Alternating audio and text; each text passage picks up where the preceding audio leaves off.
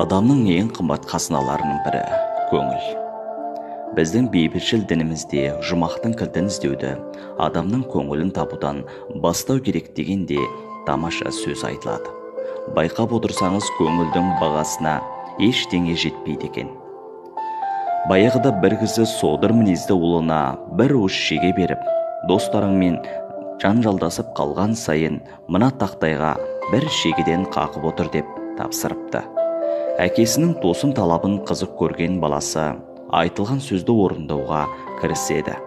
Содан бірнеше күн өткен соң әкесіне келіп, барлық шегені тақтайға қағып тастағанын айтады.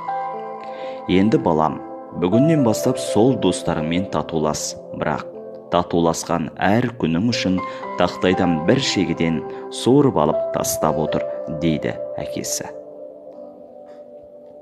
Біраз күн өтеді. Қағылған шегелер түгел қайта суырылады.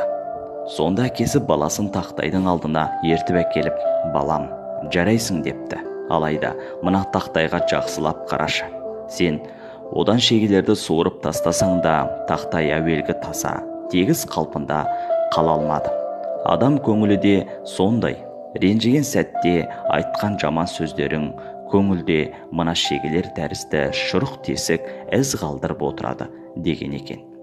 Иә, өмір қымбат. Өмір сүрген адамға көңіл қымбат.